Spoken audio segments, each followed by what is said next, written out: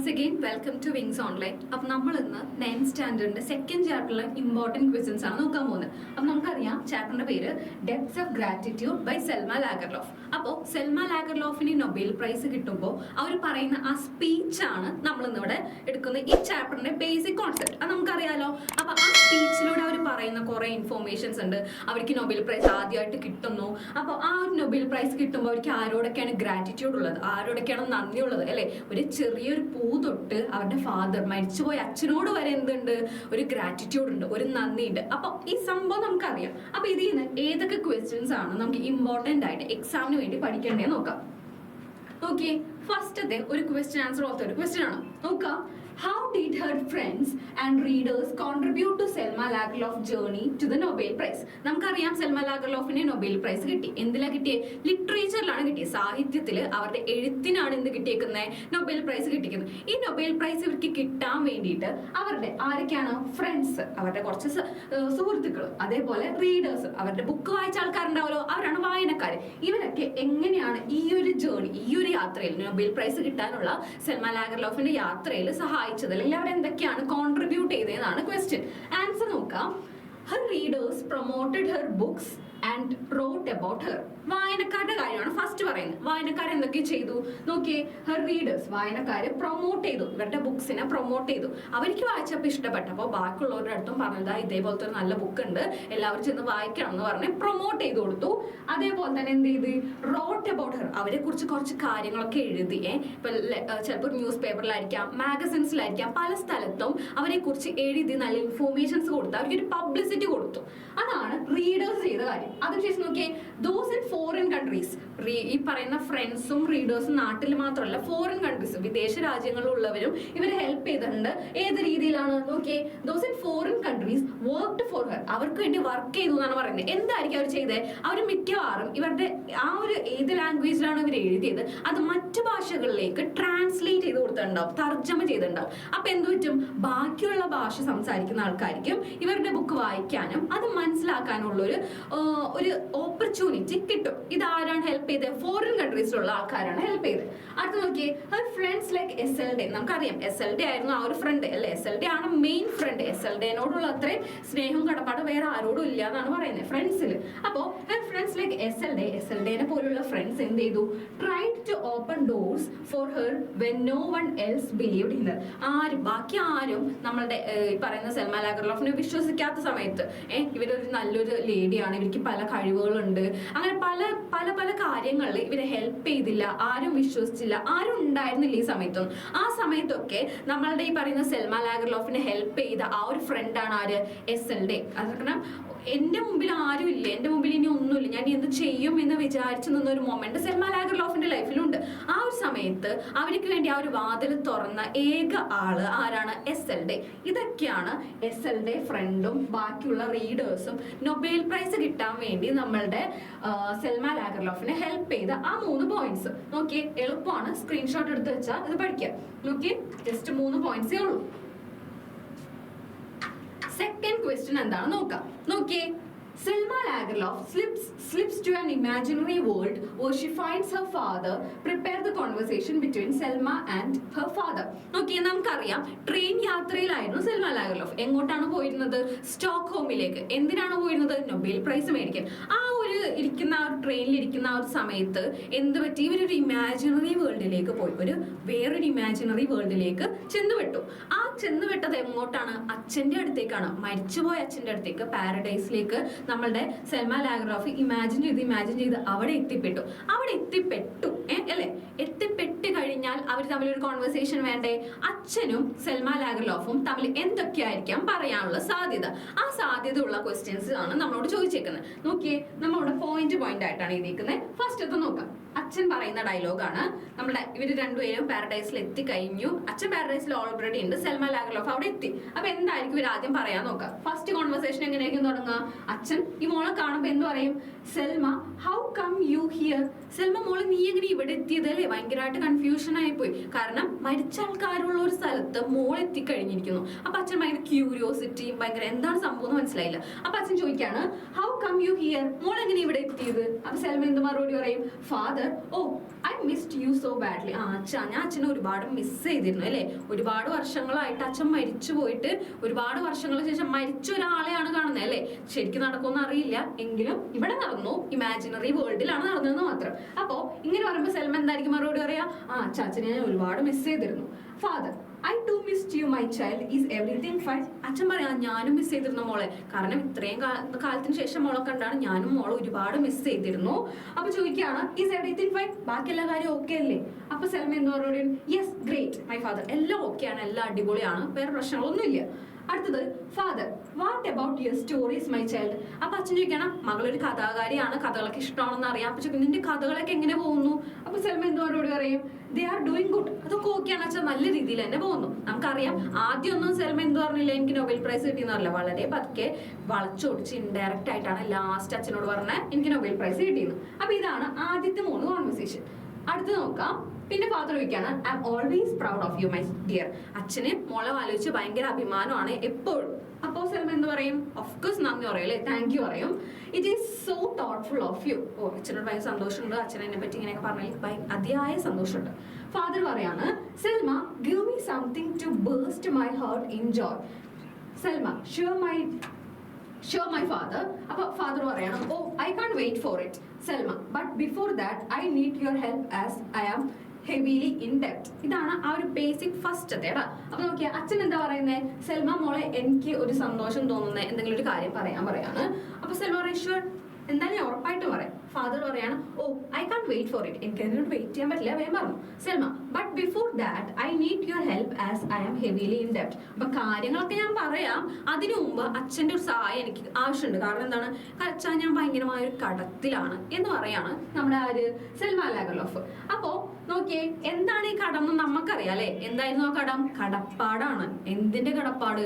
ഈ പറയുന്ന പുല്ലിനോടും പുഷ്പത്തിനോടും അതേപോലെ ഫ്രണ്ട്സിനോടും ഈ പറയുന്ന റീഡേഴ്സിനും അച്ഛനോടൊക്കെ ഒരു കടപ്പാടുണ്ട്. എന്തിന്റെ പേരില? ഇവർക്ക് എന്ത് കിട്ടി? നൊബേൽ പ്രൈസ് കിട്ടി. അപ്പോ നൊബേൽ പ്രൈസ് കിട്ടിയെന്ന് അച്ഛനോട് പറഞ്ഞിട്ടില്ല, അതിന് മുമ്പത്തെ വരെയുള്ള കോൺവെർസേഷൻ ആണ് നമ്മളിവിടെ എഴുതിയേക്കുന്നത്. അച്ഛൻ ഭയങ്കര ഹാപ്പി ആയിട്ട്, അച്ഛൻ വെയിറ്റ് ചെയ്യാൻ പറ്റില്ല, എന്താണ് കാര്യം എന്ന് അറിയാൻ ഭയങ്കര ക്യൂരിയോസിറ്റിയിലാണ് അച്ഛൻ നിൽക്കുന്നത്. അപ്പൊ സെൽമ എന്താ പറയുന്നത്? അതൊക്കെ ഞാൻ പറയാം, പക്ഷെ അച്ഛൻ അതിന് മുമ്പ് എനിക്ക് കുറച്ച് കടപ്പാടുണ്ട്. എന്നിട്ട് പിന്നെ കടപ്പാട് മൊത്തം പറഞ്ഞതിന് ശേഷമാണ് അച്ഛനോട് സെൽമ എന്താ പറയാ, എനിക്ക് നൊബേൽ പ്രൈസ് കിട്ടിയെന്ന് പറയും. അപ്പൊ നമ്മൾ ഈ കോൺവെർസേഷന് വേണ്ടി അവിടെ വരെ യൂസ് ചെയ്തിട്ടുള്ള നൊബേൽ പ്രൈസ് കിട്ടി എന്ന് പറഞ്ഞ കാര്യം നമ്മളിപ്പോ തൽക്കാലോട് പറയുന്നില്ല, നമുക്കറിയാം അതിൻ്റെ ഇടയിൽ കുറേ വരും അല്ലെ. അപ്പോ ഇത്രയും മതി. നോക്കിയേ, 6 എണ്ണമാണ് മൊത്തത്തിലുള്ളത്. ഇത്ര എഴുതിയാൽ തന്നെ നല്ല മാർക്ക് കിട്ടും. അപ്പോൾ ഇതൊരു ഷുവർ ക്വസ്റ്റ്യൻ ആയിരിക്കും നമ്മുടെ ടെസ്റ്റ് പേപ്പറിൽ. അടുത്ത ക്വസ്റ്റ്യൻ നോക്കാം. ഇതൊരു ഇമ്പോർട്ടന്റ് ക്വസ്റ്റ്യൻ ആണ്. നോക്കിയേ, തേർഡ് ക്വസ്റ്റ്യൻ ആണ്. Prepare a questionnaire to be asked to Selma Lagerlof. Of course ഇതേ ടൈപ്പ് ക്വസ്റ്റ്യൻസ് നമുക്ക് എല്ലാ ചാപ്റ്റേഴ്സിനും അത്യാവശ്യം ഒട്ടുമിക്ക ചാപ്റ്റേഴ്സിനും നമുക്ക് ഇത് എക്സ്പെക്ട് ചെയ്യാവുന്ന ഒരു ക്വസ്റ്റ്യൻ ആണ്. കാരണം ക്വസ്റ്റ്യനെയർ ആണ്. ഇങ്ങനെ അത്യാവശ്യം പ്രസിദ്ധരായ അല്ലെങ്കിൽ നല്ല ഫേമസ് ആയ ആൾക്കാരോട് ചോദിക്കാൻ പറ്റിയ ക്വസ്റ്റ്യൻസ്. നമുക്കറിയാം സെൽമ ലാഗർലോഫ് ആരാള്? ഒരു നൊബേൽ പ്രൈസ് കിട്ടിയ, എന്തില്? ലിറ്ററേച്ചറിൽ, സാഹിത്യത്തിൽ നൊബേൽ പ്രൈസ് കിട്ടിയ ഒരാളാണ് നമ്മുടെ സെൽമ ലാഗർലോഫ്. അപ്പൊ അവരോട് ചോദിക്കാൻ പറ്റിയ കുറച്ച് മേജർ ആയിട്ടുള്ള ക്വസ്റ്റ്യൻസ് ആണ് നമ്മളോട് ചോദിച്ചേക്കുന്നത്. അപ്പൊ ആൻസേഴ്സ് നോക്കാം. നോക്കിയേ, ഫസ്റ്റത്തെ, what attracted you to Swedish folklore. നമുക്കറിയാം സ്വീഡിഷിലൊക്കെയാണ് അവർ എഴുതുന്നത്. അപ്പൊ സ്വീഡിഷ് ഫോക്ലോറിൽ ആ ഒരു മേഖലയിൽ ആ ഒരു ടൈപ്പ് എഴുത്തുകളും കഥകളും എഴുതുന്ന ഇവരെ എന്താണ് അതിനോട് അട്രാക്ട് ചെയ്തത്? എന്തുകൊണ്ടാണ് ഇവർ അതിൽ തന്നെ ഞാൻ അതിൽ തന്നെ എഴുതാം, ഈ പറയുന്ന ടൈപ്പ് കഥകളൊക്കെ ഞാൻ എഴുതാം എന്നിവർ വിചാരിച്ചത് എന്തുകൊണ്ടാണ്? എന്താണ് നിങ്ങൾ അതിനോട് അട്രാക്ട് ചെയ്തത്? ചിലപ്പോൾ ആ ഒരു സിറ്റുവേഷൻസ് ആയിരിക്കും അല്ലേ. നമുക്കറിയാം അവർക്ക് വാഗബോൺസിനോടൊക്കെ ഒരുപാട് കടപ്പാടുണ്ടെന്ന് പറയുന്നത്, നാടോടികളോടൊക്കെ. അപ്പൊ അവരുടെ കഥകൾ കേട്ടിട്ടായിരിക്കാം. അപ്പൊ അതൊരു ക്വസ്റ്റ്യൻ ആണ്. അടുത്ത് നോക്കിയേ, what are some of the things that influenced you the most. നോക്കിയേ, നിങ്ങൾ ഇൻഫ്ലുവൻസ് ചെയ്തിട്ടുള്ള കുറച്ച് കാര്യങ്ങൾ എന്തൊക്കെയാണ്? നിങ്ങൾക്ക് ഇത്രയും വലുതായി, നിങ്ങൾ നൊബേൽ പ്രൈസ് കിട്ടി, ലിറ്ററേച്ചർ കിട്ടി, നിങ്ങൾ ഭയങ്കര ഫേമസ് ഓതറായി, അതിനോടൊക്കെ നിങ്ങൾ ഫേമസ് ആക്കി തന്ന ആ ഒരു സംഭവം ഉണ്ടല്ലോ. അപ്പൊ ഇതിന് നിങ്ങൾ ഇൻഫ്ലുവൻസ് ചെയ്ത് എന്തെങ്കിലും ഉണ്ടാവും. കുറച്ച് കാര്യങ്ങൾ ഇൻഫ്ലുവൻസ്ഡ് ആയതുകൊണ്ടായിരിക്കുമല്ലോ നമ്മൾ സെൽമ ലാഗർലോഫ് ഒരു എഴുത്തുകാരി ആയതും ഇത്ര പ്രസിദ്ധയായതും. അപ്പൊ അതിനോടൊക്കെ നിങ്ങൾ ഇൻഫ്ലുവൻസ്ഡ് ആയുള്ള കുറച്ച് കാര്യങ്ങൾ എന്തൊക്കെയാണ്? ക്വസ്റ്റ്യൻസ് മാത്രം മതി, ആൻസേഴ്സ് നമുക്ക് ആവശ്യമില്ല. നോക്കിയേ, how do you think of your winning Nobel would inspire the future female writers. നിങ്ങൾക്ക് ഇപ്പോൾ എന്ത് കിട്ടി? നൊബേൽ പ്രൈസ് കിട്ടി. ആദ്യത്തെ സ്ത്രീയാണ് ഈ മേഖലയിൽ. അപ്പോൾ നിങ്ങൾക്ക് ഇത് കിട്ടിയപ്പോൾ നിങ്ങൾക്ക് എന്താണ് തോന്നിയത്? ബാക്കിയുള്ള സ്ത്രീകളെ ഇത് ഏത് രീതിയിൽ ബാധിക്കും, അല്ലെങ്കിൽ എങ്ങനെയായിരിക്കും അത് അവർക്ക് പ്രചോദനം നൽകുക? അതാണ് ഈ ക്വസ്റ്റ്യൻ. അടുത്ത നോക്കിയേ, what is the philosophy of your life. നിങ്ങളുടെ ആ ഒരു ലൈഫ് ഫിലോസഫി എങ്ങനെയാണ്? നിങ്ങളുടെ ചിന്താഗതി, നിങ്ങളുടെ കാഴ്ചപ്പാട്, ഇതൊക്കെ എങ്ങനെയാണ്? എപ്പോഴും ശ്രദ്ധിക്കുക, ഈ ക്വസ്റ്റ്യൻസ് ഒക്കെ നമുക്ക് എല്ലാവരോടും ചോദിക്കാൻ പറ്റുന്നതാണ് അല്ലെ. What is your philosophy of life? എല്ലാവരോടും ചോദിക്കാം, ആരോടും ചോദിക്കണമെങ്കിൽ ഒരു പ്രശ്നമില്ല. അപ്പൊ ഈ ക്വസ്റ്റ്യൻസ് ഒക്കെ നമുക്ക് എല്ലാ ക്വസ്റ്റ്യനും ആപ്ലിക്കബിൾ ആണ്. അതുകൊണ്ട് ഇതൊക്കെ ഈസി ആയിട്ട് പഠിച്ചു വെക്കാം. അടുത്ത് നോക്കിയേ, what was the most difficult situation in your life? ഇതും അതേപോലത്തെ ഒരു ക്വസ്റ്റ്യൻ ആണ്.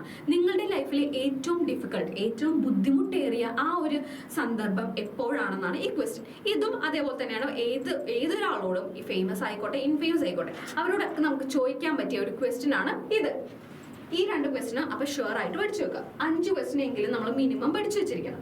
അടുത്ത് നോക്കിയേ, what advice would you give to the budding writers? Budding writers എന്ന് വെച്ചാൽ ആരാ? പുതിയതായിട്ട് വന്നുകൊണ്ടിരിക്കുന്ന ആ കുറച്ച് ഓതേഴ്സ്. അവരോട് നിങ്ങൾക്ക് എന്താണ് പറയാനുള്ളത്? അവർക്ക് നിങ്ങൾക്ക് എന്ത് ഉപദേശമാണ് നൽകാൻ പറ്റുന്നത്? ഇതും അത്യാവശ്യം എല്ലാവരോടും നമുക്ക് ഈ ബഡ്ഡിംഗ് റൈറ്റേഴ്സ് മാറ്റി ഏതാണോ ആ ഒരാൾ അയാളുടെ കാര്യം കയറ്റി വിട്ടാലും നമുക്ക് എല്ലാവരോടും ചോദിക്കാൻ പറ്റുന്ന ഒരു ക്വസ്റ്റ്യൻ ആണ് അഡ്വൈസ്. ബാക്കിയുള്ളവർക്ക് കൊടുക്കാൻ പറ്റുന്ന ഉപദേശങ്ങൾ എന്തൊക്കെയാണ്? അടുത്ത നോക്കി, what is the turning point in your writing career? നിങ്ങളുടെ ആ ഒരു എഴുത്തിന്റെ ഒരു ജീവിതം ഉണ്ടല്ലോ, അല്ലെങ്കിൽ ആ ഒരു ലൈഫ്, അല്ലെങ്കിൽ ആ ഒരു കരിയർ ഉണ്ടല്ലോ, ഒരു ടേണിംഗ് പോയിന്റ് എല്ലാവരുടെ ലൈഫിലും ഉണ്ടാവും. നിങ്ങളുടെ ലൈഫിൽ എപ്പോഴായിരുന്നു ആ ടേണിംഗ് പോയിന്റ്, അല്ലെങ്കിൽ എന്തായിരുന്നു ആ ടേണിംഗ് പോയിന്റ്? ഇതാണ് നമ്മളുടെ ഈ മെയിൻ ക്വസ്റ്റ്യൻ. ഓക്കെ, ഇവിടെ 7 എണ്ണം ഇട്ടിട്ടുണ്ട്, 5 എണ്ണം പഠിച്ചു വെക്കാം. ഏറ്റവും എളുപ്പമുള്ളത് നോക്കി പഠിക്കാം. ഇതിൽ what is the philosophy of your ലൈഫും what was the most difficult situation in your life എന്തായാലും പഠിച്ചു വെക്കുക. കാരണം ഏതൊരാൾ വന്നാലും നമുക്കിപ്പോൾ നജീബ് മഹ്ഫൂസിനോട് ക്വസ്റ്റ്യൻ ചോദിക്കാൻ പറഞ്ഞാലും നമുക്ക് ഇത് തന്നെ ഇട്ട് കൊടുക്കാൻ പറ്റുന്നതാണ് ഈ 2 ക്വസ്റ്റ്യൻ. ബാക്കി 3 എണ്ണം ഏതാണെന്ന് വെച്ചാൽ ചൂസ് ചെയ്യുക. ഏറ്റവും എളുപ്പമുള്ളത് നോക്കി പഠിക്കാം. 4ാമത്തെ ഫൈനൽ ക്വസ്റ്റ്യൻ ആണ്. നോക്കിയേ, ന്യൂസ് പേപ്പർ റിപ്പോർട്ടാണ്. Prepare the newspaper report of Selma Lagerlof's Nobel Prize ceremony.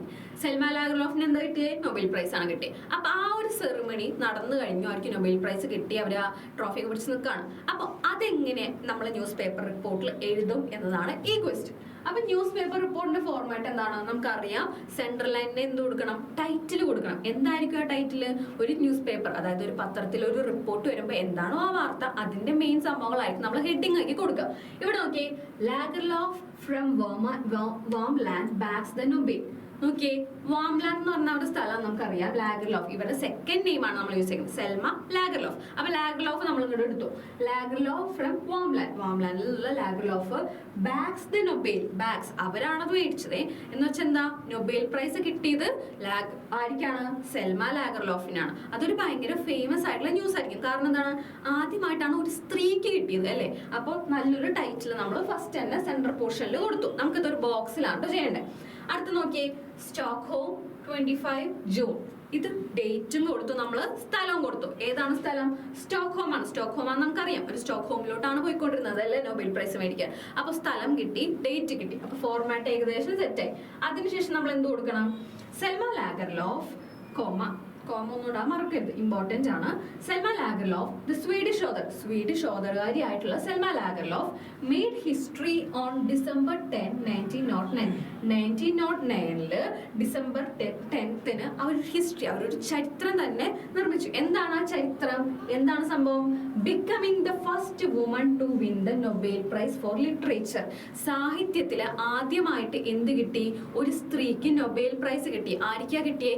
Selma ലാഗർലോഫിനാണ് കിട്ടിയത്. അതാണ് അവര് ആ പറയുന്ന ആ ഒരു ചരിത്ര നിമിഷം. അടുത്ത നോക്കിയേ, The Swedish Academy praised her lofty idealism, vivid imagination and spiritual perceptions. ഇവരുടെ എന്തിനൊക്കെയാണ് ഈ പറയുന്ന അക്കാഡമി പുകഴ്ത്തിയത്, അല്ലെങ്കിൽ അത് അവർ അംഗീകരിച്ചത്? എന്തിനൊക്കെയാണ്? കുറച്ച് സ്പിരിച്വൽ പെർസെപ്ഷൻ, കുറച്ച് ആത്മീയമായ കാഴ്ചപ്പാടൊക്കെ സെൽമ ലാഗർലോഫിന് ഉണ്ടായി. അതിനെ അവർ പുകഴ്ത്തി. അതേപോലെ ഭയങ്കര സജീവമായ, അല്ലെങ്കിൽ ഭയങ്കര വലുതായിട്ടുള്ള, ഭയങ്കര സംഭവമായിട്ടുള്ള കുറച്ച് ചിന്താഗതിയൊക്കെ ഉള്ള ഒരു ആൾ തന്നെയാണ് സെൽമ ലാഗർലോഫ്. അതേപോലുള്ള സംഭവങ്ങളെല്ലാം ആരംഗീകരിച്ചു? സ്വീഡിഷ് അക്കാഡമി അംഗീകരിക്കുകയും ചെയ്തു. അവർ പ്രൈസ് ചെയ്തു, അവർ നന്നായിട്ട് കൊള്ളാം എന്ന് പറയുകയും ചെയ്തു. നോക്കിയേ, king Gustaf V of Sweden presented Lagerlof with the Nobel medal and diploma at a ceremony held at Stockholm's grand hotel. സ്റ്റോക്ക്ഹോമിലെ ഗ്രാൻഡ് ഹോട്ടലിൽ വെച്ചിട്ടാണ് ഈ പറയുന്ന പെർട്ടിക്കുലർ ആയിട്ടുള്ള സെറിമണി നടന്നത്. അവിടെ വെച്ച് ഇവർക്ക് ആരാണത് കൊടുത്തത്? King Gustaf V of Sweden. സ്വീഡനിലെ കിങ് ഗുസ്താഫ് വി ആണ് ഇവർക്ക് എന്ത് കൊടുത്തേ? നൊബേൽ പ്രൈസ് നൽകിയത്. അടുത്ത പോയിന്റ് നോക്കി, academy was all in praise for works. Academy ഒക്കെ in praise of her works. അവരുടെ വർക്ക്സ്, അവർ ഒരുപാട് എഴുത്തുകളും കഥകളും സംഭവങ്ങളൊക്കെ എഴുതിയിട്ടുണ്ട്. ഒരു വേഴ്സറ്റൈൽ ഓത്തറാണ്, എല്ലാ ടൈപ്പ് സംഭവങ്ങളും എഴുതാൻ കഴിവുള്ള ഒരാളാണ്. അതുകൊണ്ട് തന്നെ അവരുടെ എല്ലാ വർക്ക്സിനെയും പറയുന്ന അക്കാഡമിയിലെ എല്ലാ മെമ്പേഴ്സും കൊള്ളാം, അടിപൊളിയായിരുന്നു പറഞ്ഞു. It was also for her skill in portraying human feelings and emotions that she won their hearts. ഈ പറയുന്ന ഒരു ട്രോഫി കിട്ടുന്നതിനപ്പുറം അവർക്ക് എന്തും കൂടിയാണ് കിട്ടുന്നത്? അവർക്ക് ഒരുപാട് ആൾക്കാരുടെ ഹാർട്ട്, അതായത് ഒരുപാട് ആൾക്കാരുടെ എന്താണ് സ്നേഹവും ഒരുപാട് ആൾക്കാരുടെ സംഭവങ്ങളൊക്കെ കിട്ടുന്നുണ്ട് അല്ലെ. ഇത്ര ആൾക്കാർക്ക് ഭയങ്കരമായിട്ട് ഇഷ്ടപ്പെട്ടുകൊണ്ടാണ് ഇവർക്ക് എന്ത് കിട്ടുക? നൊബേൽ പ്രൈസ് കിട്ടുക അല്ലെ. അപ്പൊ ആ നൊബേൽ പ്രൈസ് കിട്ടുന്ന ആ ഒരു സംഭവം വെറുതെ ഏതെങ്കിലും ഒരു പർട്ടിക്കുലർ കഥ എഴുതിയോണ്ടല്ല നമ്മൾ സൽമാ ലാഗർലോഫിന് ഈ സംഭവം കിട്ടിയിരിക്കുന്നത്. എന്തുകൊണ്ടുകൂടിയാണ്? It was also for her skill in portraying human feelings. മനുഷ്യന്റെ കുറെ ഫീലിംഗ്സ് അല്ലെ. മനുഷ്യർക്ക് എന്താണ് ഒരുപാട് ഫീലിംഗ്സ്, സന്തോഷമായിരിക്കാം, സങ്കടമായിരിക്കാം, എല്ലാ സംഭവങ്ങളും ഉണ്ടാവും. അപ്പൊ ഇതെല്ലാം കൂടി എന്തായിരിക്കും? ഈ പറയുന്ന ഇവർക്ക് ഒരു കഴിവുണ്ട് ആൾക്കാരുടെ ഉള്ളിലെ യഥാർത്ഥ ഫീലിംഗ്സ് പുറത്തെടുക്കാൻ എഴുത്തിലൂടെ. അതുകൊണ്ട് തന്നെ എന്ത് പറ്റി? അതുകൊണ്ട് തന്നെ ഇവർക്ക് ആൾക്കാരുടെ ഹാർട്ട്സ് വിൻ ചെയ്യുന്ന പറ്റും, മനസ്സിനെ കീഴടക്കാൻ പറ്റി.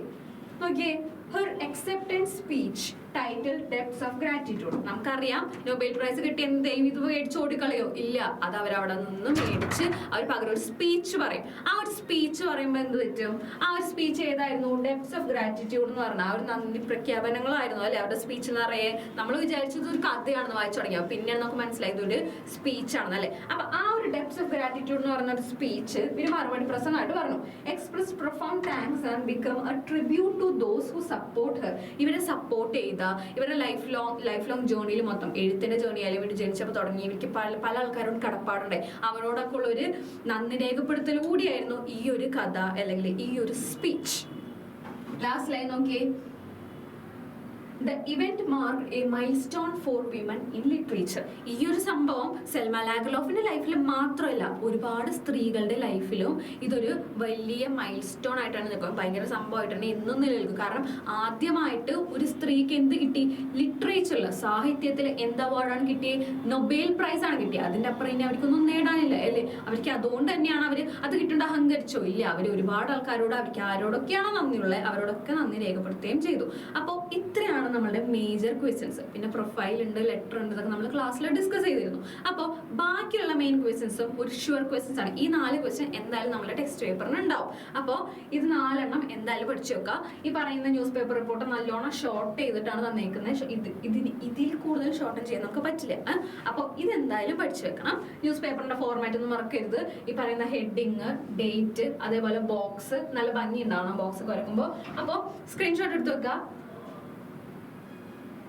അതേപോലെ ഓക്കെ, ഈ പറയുന്ന ക്വസ്റ്റ്യനെയർ ഇവരോട് ചോദിക്കാൻ പറ്റിയ കുറച്ച് ക്വസ്റ്റ്യൻസ് ഇത് ഇമ്പോർട്ടന്റ് ആണ്. 5 പഠിച്ചു വെക്കാം. അതേപോലെ നോക്കിയേ, കോൺവെർസേഷൻ ആര് തമ്മിൽ? അച്ഛനും സൽമാ ലാഗർലോഫും കണ്ടുമുട്ടുന്ന സമയത്തുള്ള കോൺവെർസേഷൻ. ഇതൊരു ക്വസ്റ്റ്യൻ ആണ് നമ്മൾ ഫസ്റ്റ് ഡിസ്കസ് ചെയ്തു. അപ്പോൾ ഇതെല്ലാം കൂടി പഠിച്ചു കഴിഞ്ഞാൽ നമുക്ക് അത്യാവശ്യം നല്ലോണം സ്കോർ ചെയ്യാൻ പറ്റും. ബാക്കിയുള്ള സംഭവങ്ങളോട് നോക്കിയാൽ. അപ്പോൾ താങ്ക് യു സോ മച്ച്.